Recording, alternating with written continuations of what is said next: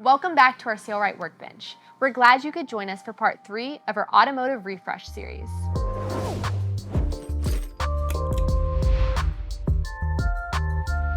Today, we will be reupholstering vinyl door panels. Now, this project only takes a few items, but it will give your car an updated look. For our fabric, we're going to be using Eversoft vinyl. Then, we're also going to need S18 adhesive and some scissors. We've linked all these tools and materials in the description below so that you can follow along with us. The first step, which we've already completed, is to remove the door panels from the car and remove the previous fabric. For this door panel, we will just be redoing the top strip of vinyl, but since every car has different features, you might need more or less vinyl, so we recommend measuring your car before ordering your fabric. We have gone ahead and cut strips of vinyl that are roughly the length and width of our panel. We also had to account for the extra material needed to go around the top and side edges.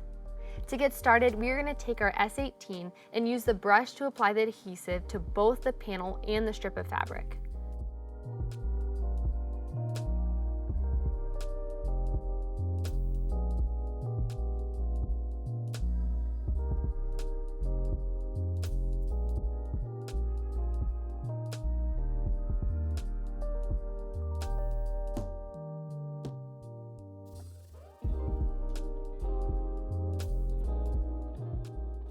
For this adhesive, you want to wait until both surfaces are tacky, and then you can press the materials together. We are going to line our vinyl up as close to the bottom edge as possible. We don't have to worry about the bottom edge being exposed because we're going to reapply the red trim that was previously there to hide it.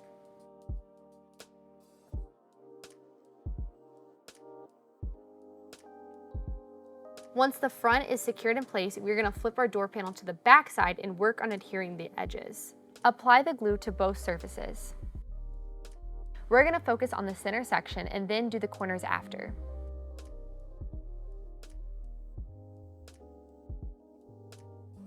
Once the glue is tacky, you can press the surfaces together.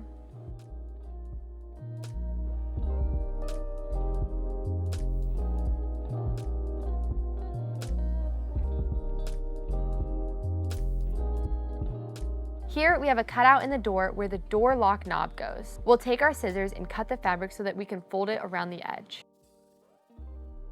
Now onto the corners. Apply the adhesive, and then once it's tacky, we're going to fold the fabric over. We are going to fold the excess fabric as needed. Depending on your door panel, the curves and edges can be tricky, so we recommend taking your time and readjusting as needed. Once it's positioned well, we can cut off the excess fabric. This technique can be used on any corners or unique edges. Now make sure to add any trim pieces that were removed beforehand. In our case, we have this red trim piece that we will adhere to the door. And that's it for this door panel. We went ahead and finished the other 3 door panels following the same steps as the first one. We hope that you have found this project helpful and it has inspired you to create something of your own. If you want to see the other projects in this automotive series, be sure to subscribe to our channel so that you'll never miss out. Thanks for watching, and we'll see you guys next time.